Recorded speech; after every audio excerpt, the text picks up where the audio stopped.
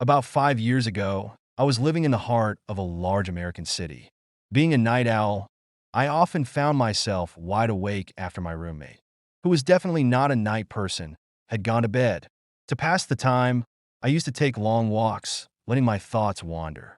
For 4 years, this was my routine, strolling alone at night, and I never once felt uneasy.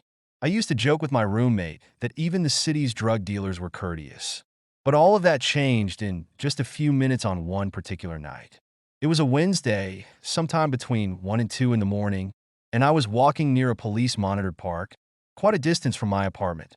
The night was calm, even for a weekday, with hardly any traffic and almost no one walking around. The park, as usual, was deserted. I decided to turn down a short side street to loop back toward my apartment when I said him. At the far end of the street, on my side, was the silhouette of a man dancing. It was an odd dance, somewhat like a waltz, but he ended each box step with a peculiar forward lunge.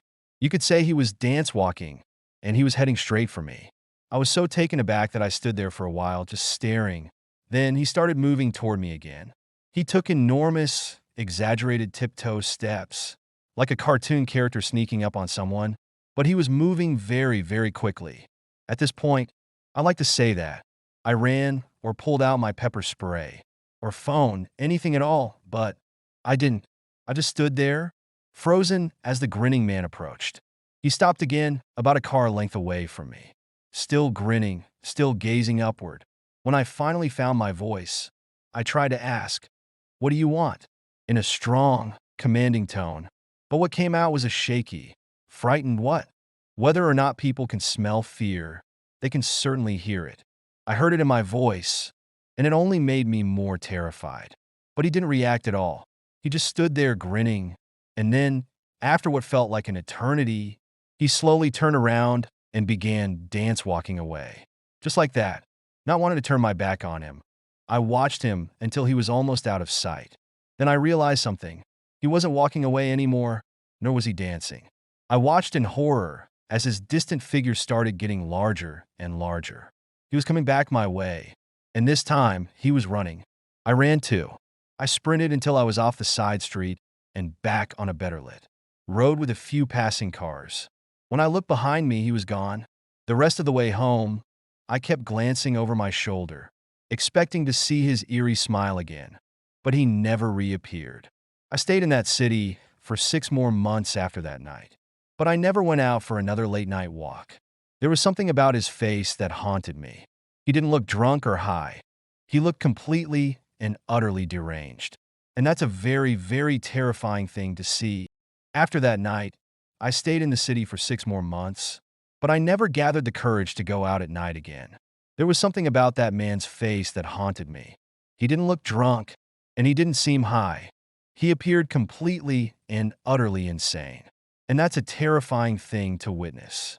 The incident left such a deep mark on my mind that I changed many of my routines. The nighttime solitude, which once brought me peace and time for reflection, became something I started to avoid. I never shared the details of that night with my roommate, but he noticed my changing behavior. I began making excuses to stay home at night, and if I ever had to go out, I made sure it was during the day. I often wondered what his intentions were that night. Was he truly dangerous, or was he just a harmless, yet bizarre, madman? Did he want to harm me, or was he simply trying to scare me? I never found the answers to these questions, but they always left me feeling uneasy. Eventually, after 6 months, I decided to leave that city. It was no longer the same place for me. I moved to a new home, but the memory of that night stayed with me. Even in the new city, I avoided going out at night, always worried that there might be another smiling man lurking around some corner, waiting for me. Sometimes, when I'm restless at night, I recall that man's face, his smile, the emptiness in his eyes, and his strange mannerisms. And I wonder if I had done something different that night, if I had run, if I had said something, or if I had followed him. What would have happened? But these questions are meaningless now, because that night, that smile, and that fear are all part of the past. And I've learned to remind myself that while it's important to remember the past, it shouldn't be allowed to overshadow the present.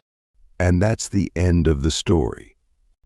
Please subscribe to English Learning Academy ELA for more stories.